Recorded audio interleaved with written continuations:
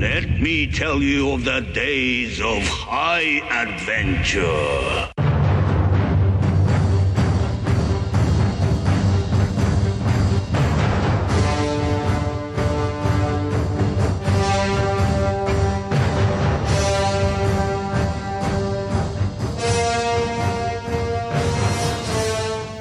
Hey, what's up, everybody? This is John. And I'm Kevin. And this is 6 Degrees of Schwarzenegger, the podcast where we take a long, hard look at some of our favorite action movies from the era of Arnold. Schwarzenegger is the icon of the genre, and we're taking a deep dive into some of these 80s and 90s cult action movies and breaking them all the way down. Everybody loves a winner. Everyone can see that I am. Everybody follows the leader, baby. Cruising down the streets of Xian.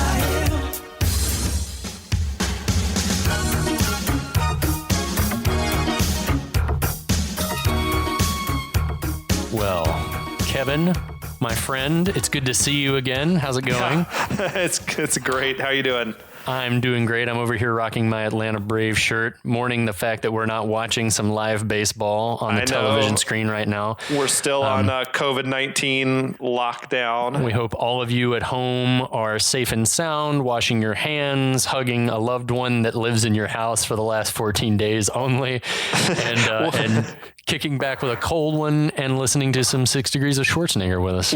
So what type of cold one are you enjoying? Right now, I am drinking what I like to assume was going to be St. Arnold's beer of the summer for summer music festival season. It's called Headliner. It's a delicious blonde ale. It's excellent. That sounds just up my street. How about you? I am sipping on a little Four Roses small batch. Ooh. Rocks, of course. Naturally. I wish you could see. I wish you could see this glass. The outside of it's all frosty. Yeah, I'm extra speaking my cold. That's how I language. like it. Well, kids, when last we talked, things were actually looking okay for Kurt and the gang. Our last episode, we saw Kurt go from zero to hero in his training with Xian. We also witnessed the first sparks of romance between Kurt and Xian's niece and local business owner, Mylee. Back at the hospital, Eric Sloan, Kurt's brother, who was paralyzed in an unsanctioned fight with the Thai champ, has recovered enough to sexually harass nurses and leave the hospital. He's back in the groove. And just as Mylee seemed to be making her own move on Kurt by inviting him on an after-lunch stroll, Xian says that Kurt will be otherwise indisposed because they're going to a special place, Kevin. Yeah, let's talk about the special place. What an absolutely amazing, even pivotal scene to kick off an episode. Dude, I mean, this scene is the centerpiece of the film. I was going to ask if it's your favorite scene, but I think it has to be.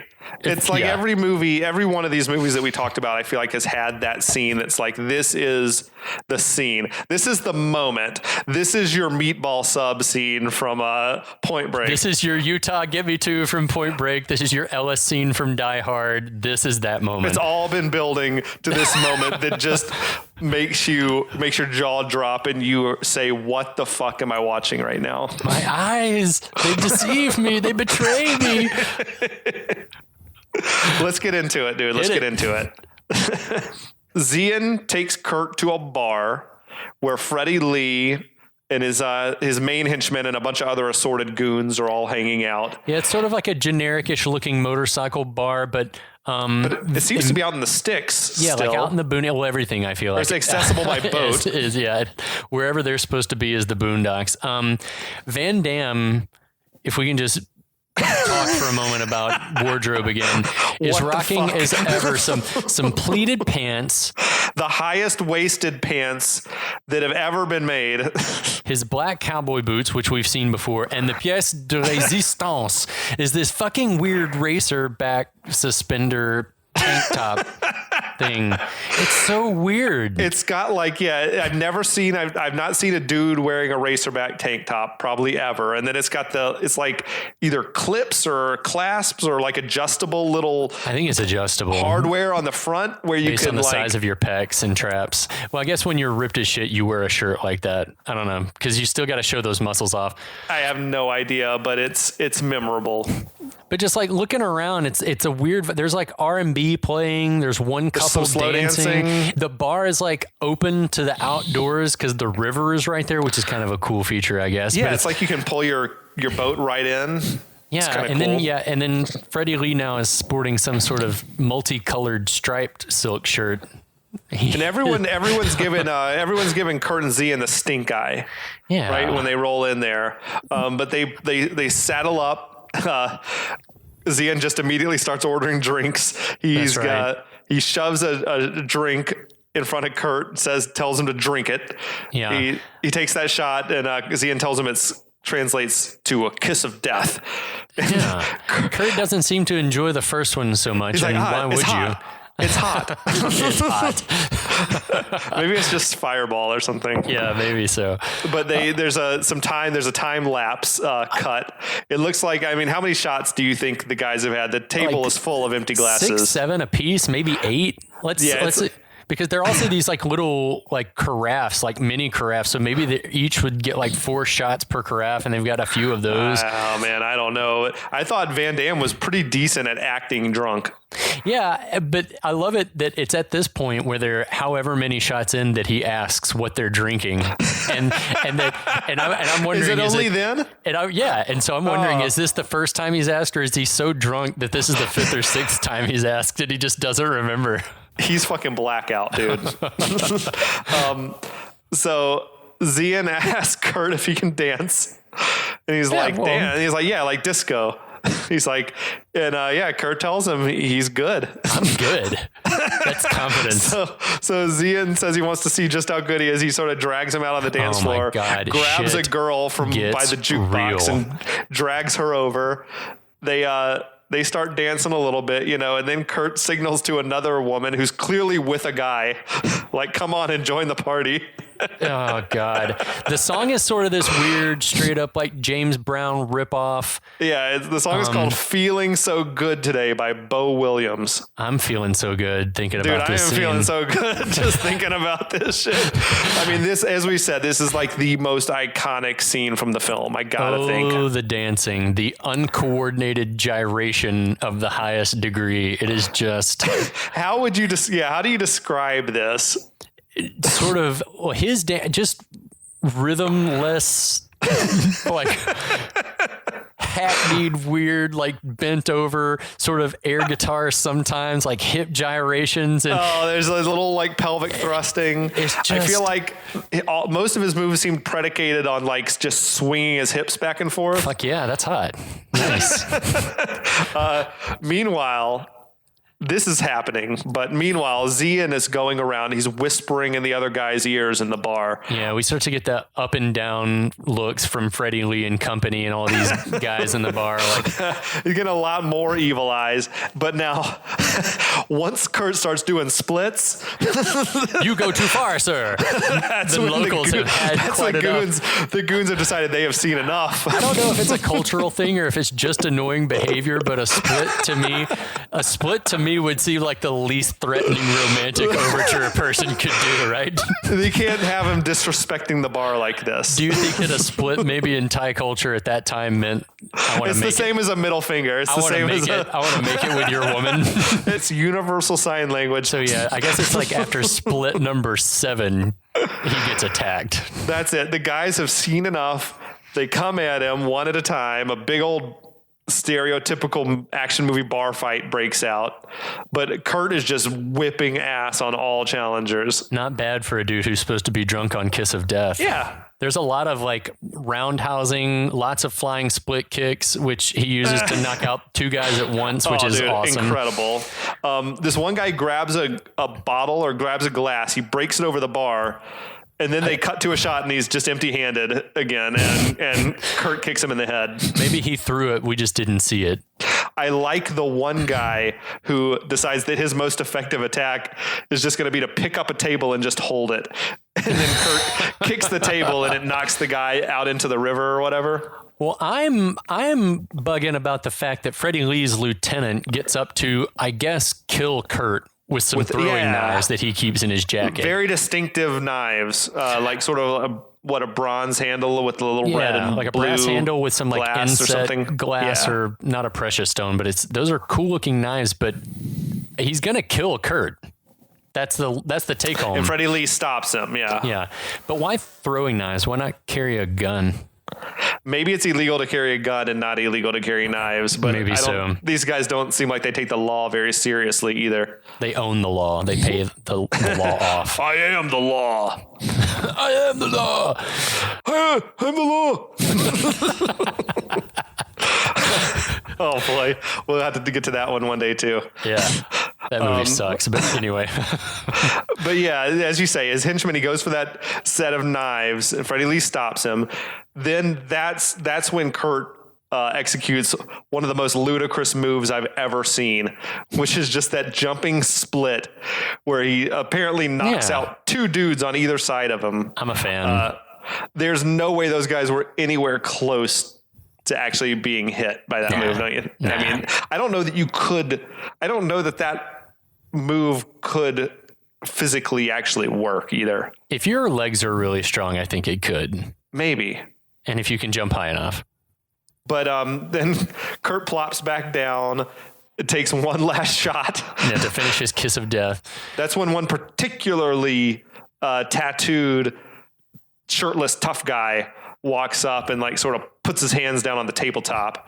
And then Kurt fucking finishes him off by like whipping his arms out from under him where he falls flat on the table and then sort of double palm striking the sides of his head. He's learned a lot from Xian in a very short time. Yes. I'm enjoying the hell out of this scene too. It's always nice to have a bar fight in a film. Yeah. Oh yeah, for sure. And it's a good one because this one has like a lighthearted vibe to it, despite the undercurrents of attempted murder on behalf of. We got that jaunty "Feeling So Good Today" song playing throughout.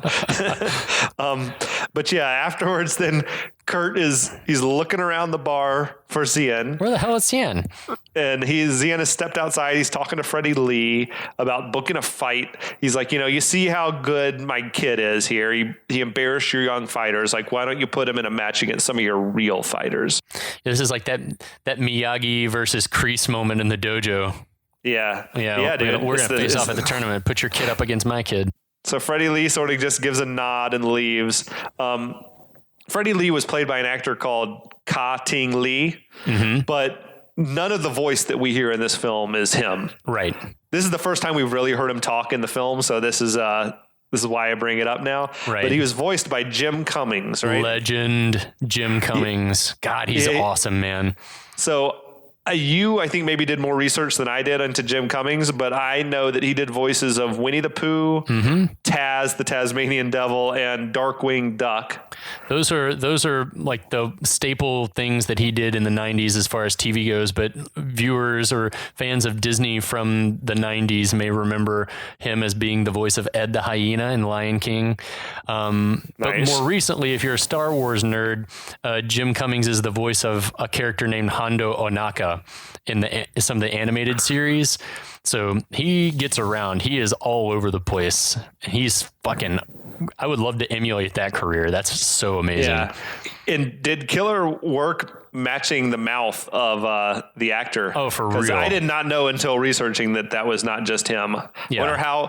I wonder if it was just they didn't like the sound of this guy's voice or the accent was too thick. Because clearly he was speaking English, the actor. Maybe it was still just a thick enough accent, like you said, that it just didn't work. But so Kurt comes up to Xian. He's concerned about why did everyone want to fight him, and this is another one of those guys try to hurt me. That's another one that I can just hear in my head anytime I want to. Why those guys try to hurt me? What did he say? Something about, and why are they so pissed at me? Yeah, Xian tells him. He said, I told them that you said that they're not good fighters and that their mothers fuck mules. Damn, that'll do Xian, it. trying to get Kurt killed. Then Xian made drunk ass Kurt drive him home in a pedicab. I would have vomited 7 times. I was thinking the same thing, man. I can only imagine the amount of hurling that happened after this. I would not have been in good shape at all. This is neither here nor there. When's the last time that you got sick from drinking? Oh man. Has it been a minute? Maybe 9-10 months. or thereabouts. Me and some friends were like hanging out doing a music night, and everyone was drinking beer or whatever. But me and my buddy like drank an entire bottle of rye between the two of us. It was not good. And then we opened a bottle of bourbon, and it was shortly thereafter that things got bad news. I only ask because mine was literally yesterday. I told you the story already, but me and a lady friend had 3 bottles of wine between us, and it's been a while since I've gotten drunk off wine, and that's a bad drunk too. That's a bad hangover. I was so dehydrated.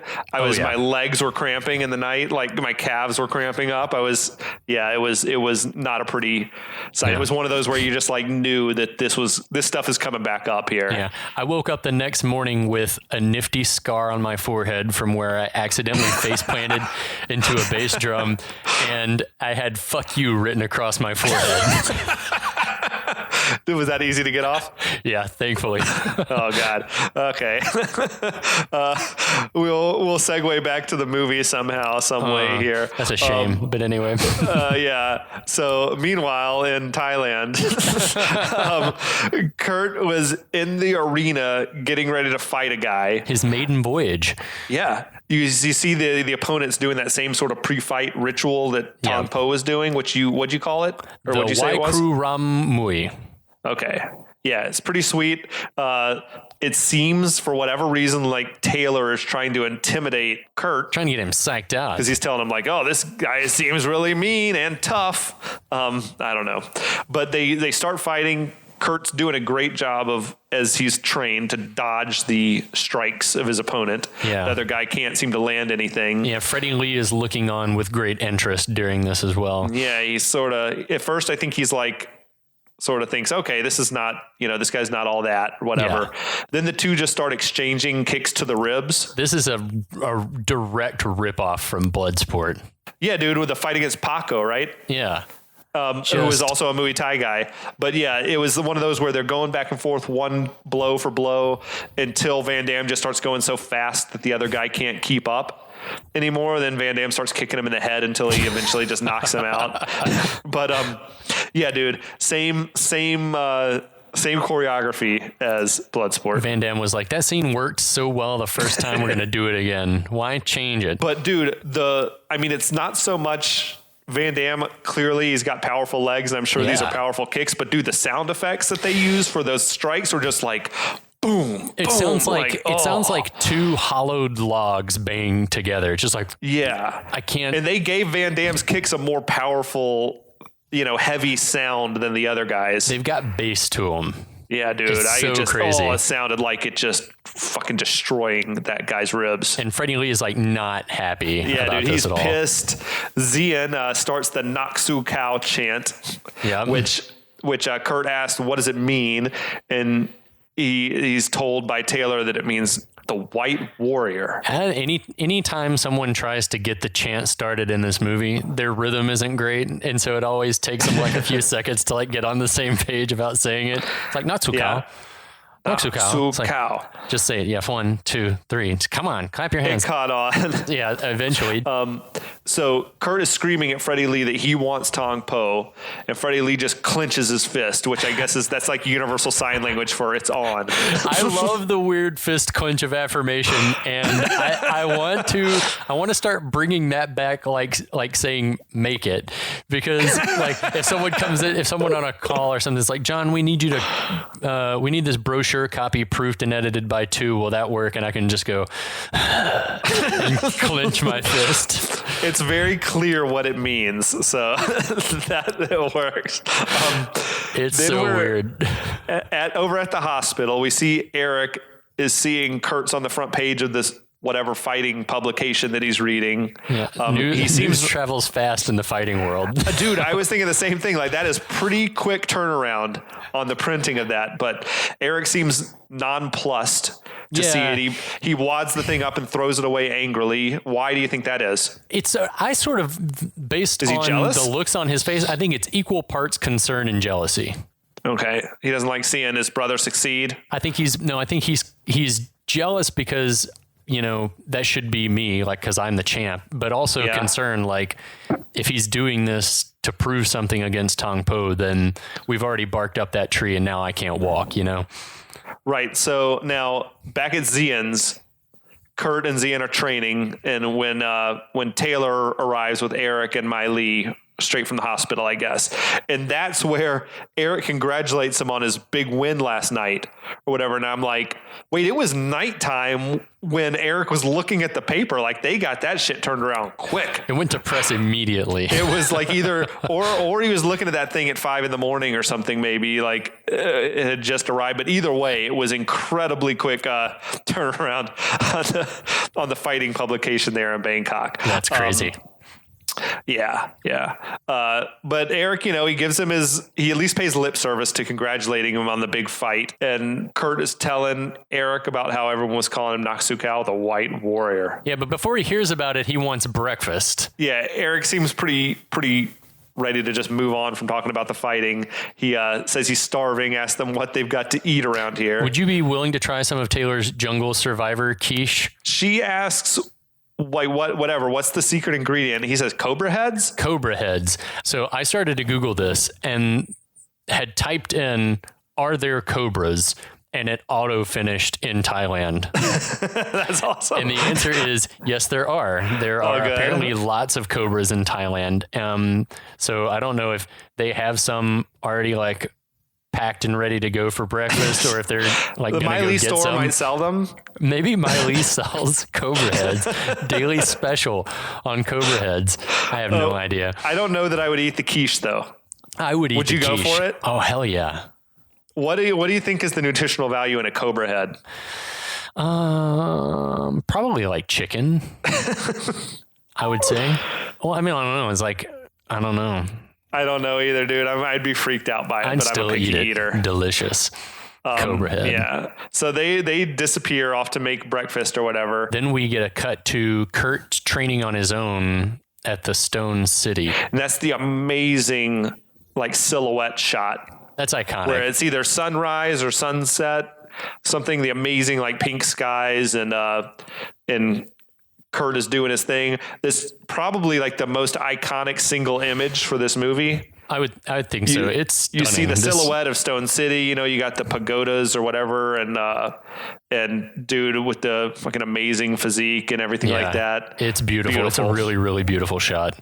Way to go, guys. So, I feel like this movie and Bloodsport are kind of companion pieces, right? Yeah, absolutely. Like same. So a lot of the same people involved and all that, but for whatever reason, like this movie just feels like a lot bigger of a movie to me. I think it's because of the epic feeling you get from having these visuals and stuff. The setting feels much more iconic than... The only thing that's close, I think, in Bloodsport is when he's up at the temple doing splits on the altar. Yeah. And, Morning and altar you just splits. like, wow, look at the scale, look at the grandeur of Hong Kong or whatever. But this movie's got that like in spades, you know? 100% agreed. Yeah. It's awesome. So meanwhile, back at the farm, whatever. Meanwhile, back at the ranch, Eric is looking around for Kurt. Xian tells him that he's off training on his own. I appreciate that Xian's compound's wheelchair accessible. I didn't see a lot of ramps around there. Well, but he had to get up there somehow. Yeah, I guess so. We don't want to know. I mean, in life, he stood up and he picked the chair up and he put it back down. I guarantee that Xian had ramps. Guaranteed. You think he had some ramps installed? That's awesome. Yeah. Good for Xian. He's forward looking. He is. He knows what's up. And we're back at Stone City. So I guess that was probably sunrise then that he was training. Yeah, it's supposed to be before like breakfast time. Yeah. So he's training and he seems to hear something that distracts him a little bit. Just like, what is it? Like chimes or something? Sounds almost, like when a boss in a video game does a special move or something. It's like, it's just a weird little musical cue. Pulls out their sword or something. It's like, what is that? It disrupts his flow for a moment. So then we cut back to Eric and Taylor are playing cards. Xian is playing some type of like dope ass string instrument. Do you know what that is? I do. So that particular one, that's the Thai equivalent of the Chinese arhuo, or no, it's arhuo. And it's got two strings and the bow is positioned in between the two strings. And the Thai equivalent is called a duang. Okay. Yeah. So it's a real thing. Yeah, I tried to play an hour huo in front of a crowd of Chinese people, like earlier in the movie when he's in that village and sort of like their crowd gathering around him and stuff like that. It's like I can identify with that, except I never would have touched like some stranger's kid, like just to drink their water. But like people gathering around because of the novelty of that situation is definitely a thing, because you're in a city of however many million people who have never seen a Westerner before. That's awesome. But that instrument is like, to someone who, no knowledge of how to play. I mean, even with a knowledge of how to play a stringed instrument, that's a really challenging instrument to try to play. That's cool, man. Yeah. So now, then we're back with Kurt at Stone City, and he's having these like auditory hallucinations. It sounds like ancient combat. It's like sword on sword. It's the cobra venom from the quiche. Yes, he's hallucinating. He's tripping balls, man. It's like, I don't know, dude. It's like the fucking spirit of Muay Thai or whatever, ancient warriors. I mean, Xian had told him earlier, he had said, while you're training here, listen. It reminds me of the scene in Big Trouble in Little China where Egg Shen and David Lopan are having their moment, and they're like, their ancient warriors, spirit warriors are fighting each other. It's exactly what that reminds me of. So now Kurt is walking back home. Yeah. It seems like a thunderstorm is rolling in, and then lightning flashes. he spies Mylee's moped. And he starts getting creepy. And he approaches her, and she's picking wildflowers, probably for her market or something. The character is almost always holding flowers, or really often she's holding flowers. Is that symbolic? Is it a metaphor? Or is it just they wanted some more color in the scene? Maybe to make her seem very pure and of the earth or whatever. It's always a great pop of color in the scene. I just wondered. I was like, I wonder why. There had to be a reason behind it. But anyway. But as he sees her here and like the rain is beginning to sprinkle or whatever, Van Damme does this weird sort of, like, he cocks his head to the side, and it's like this look of resignation on his face that comes off as him being like, oh shit, I guess I got to go fuck her now. Like, it's like because it is just like, I'm not gonna, we're too far along in the process. Damn it. He's like, he's like, I got to just go handle my business here. But he approaches her in a creepy ass fashion, right? Like stalks her. He sneaks up on her. Well, he's a ninja. Yeah. And he sort of picks a flower and he caresses her shoulder or something with the flower. I don't know. He catches her by surprise. Not a great move. Not a good move. She's startled as hell, which is never like the best way to start a romantic encounter. I like to catch him by surprise. Oh no. Oh no. That's problematic. Don't do that. But yeah, they start to make out as the lightning is crashing and it begins to rain. You should always announce your presence before beginning the mating ritual, at least. Yes. I like to just, I like to jump out from behind a door or a curtain. I sneak into their house when they're not home. And Jesus. No, but, it seems to work for Kurt because I guess Mylee goes for it. He goes straight, like Kurt's jaw is unhinged, and I feel like Van Damme is the kind. Van Damme's the kind of actor that goes straight to the tongue in those situations without letting his scene partner know that it's going to happen, and. I don't know. Maybe they had good chemistry and she didn't mind, but it seems so aggressive. Yeah, both Van Damme and Kurt had seemed like they've been looking forward to this scene. Yeah. But anyway, we assume that they probably made it, right? They made it that night in the wildflowers in the rainstorm. They were the storm that night. Mosquito bites everywhere, I'm sure. Yes. Then we cut to another like sort of mini montage almost. Yeah. You got Kurt is doing these jumping, spinning kicks and breaking these pots that they've got hanging filled with water. Getting that post-coital morning workout in.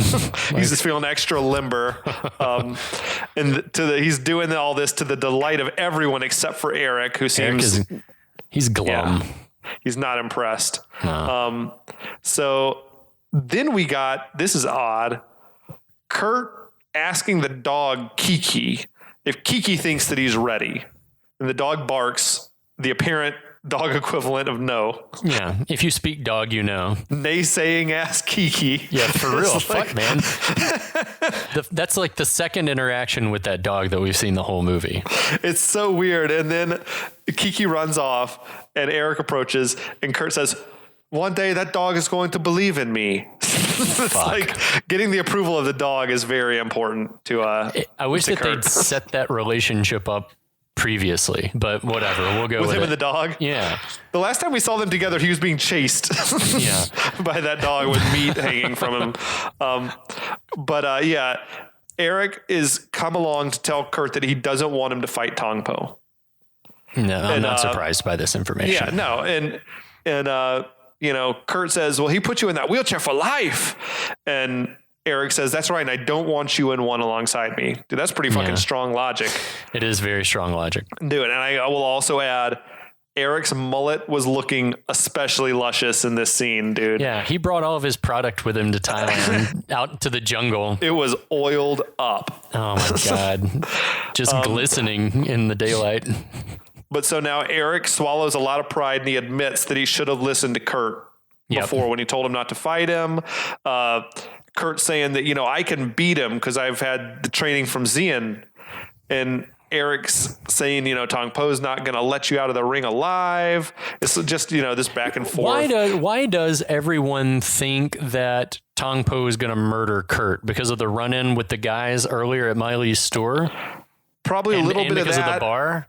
I think it's also, my guess would be that it's like that, we crippled the one American and then this other guy, like they're back for more. Like we got to make more of an example. It's an honor thing then?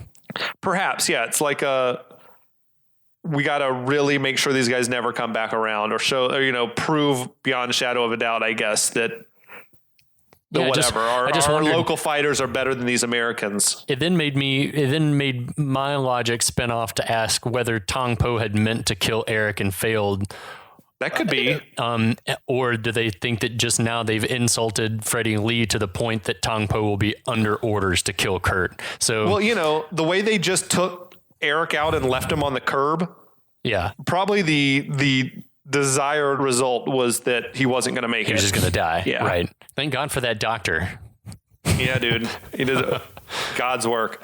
Kurt tells Eric that, I'm a better fighter now than you ever were. Fuck. And I'll win the fight. And that actually seemed to hurt Eric's feelings. It's a rough line to pass on to your paraplegic ex-fighter brother. Yeah, right? You're never going to fight again, and I'm a better fighter than you ever were. He's visibly wounded, and it's kind of insensitive for him to drop that line right there.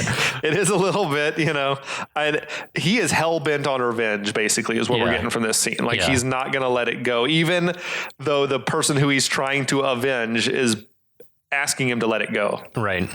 And about this time, Mylee comes running up and tells Kurt, you got to come quickly. And there's like a dude dressed in an interesting costume delivering a scroll that's inviting Kurt to fight Tong Po. Right. I love this bit though, where Mylee is explaining that, you guys are meant to fight the ancient way, which means hands wrapped in hemp and dipped in resin and covered in broken glass. Feels just like I'm walking on broken glass. Eric, I think, speaks for all of us watching the movie, and he's like, bullshit. Yeah, it seems a little risky, especially when you haven't been training with, glass hands. I gotta say, that's a pretty fucking reasonable reaction from Eric. Ain't no way that's happening unless there's a shit ton of money involved. Yeah. So Xian sort of hands the scroll to Kurt and nods at him like, this is what you asked for, right? You got your wish. That seems to be what's being said there. And Kurt follows Xian off to train, I guess. Yeah. And then you got Eric A's yelling as they're walking off, "You're not going to fight that asshole like that. I'll kick your ass all over the place." He's like, "Listen to me, Kurt, listen to me. I'm your big brother and the voice of reason somehow at this point in the movie." Yeah, somehow when you're listening, when you feel like Eric's now the reasonable one, something's gone wrong here. Interesting to think about. They should do a recut of like a trailer of this movie with some serious music where it's just like Kurt's insane, revenge obsessed. So yeah, now we're night training at Stone City. Love it. Which is also fucking badass. Xian's got these like red hot spears that he's been cooking in the fire out there. He's waving them in Kurt's face, who's dodging them. That seems like fucking dangerous ass training. Some great cinematography there, though. The colors are crazy, it's so cool, epic looking. But and how strong must Xian's forearms and everything be to be waving these metal rods, 5-6 foot long metal rods around? Dude's fucking he's yoked spry. up. He's got that old man strength. Yeah, he does, for real. He's wiry. So as they're training, he's hearing again the flashback of Xian telling him, while we train here, listen, and he's having the full-on now hallucinations. He's seeing the ancient warriors fighting. Yeah. And they're wearing the full armor. They're fighting with spears and swords and stuff like this. Yeah. I don't know. It's all come full circle, I guess. He's tapped in. He's listening with his mind, heart, and whole being. The eagle is probably somewhere watching. Though it's night, we can't see him. Is there. He's like, the eagle's off to the side jerking off. Mouth breathing. He's fucking creeping on him. Perved out eagle. He's like, I've been waiting for this moment. Pervy eagle sounds like a cool punk band. And then I guess cut to next day, we're at this like lush estate. It's a lush garden. Yeah, Freddie Lee and his right-hand man have come to see some rich fat cat that they call the Master Warlord. His name is Tao Liu, the Master Warlord. Oh, nice. There's fucking bikini babes everywhere. Dude's getting a massage. He's getting that poolside rub down, baby. Yeah, I love it. It's like, this guy is living life right. I want to hang out with him. I want to see a movie about him. The Master Warlord. Yes. How did he get that title? I want to be known as Master Warlord. That's a porn. But so Freddie Lee is telling them that he's arranged a fight between Tong Po and an American. Everyone laughs.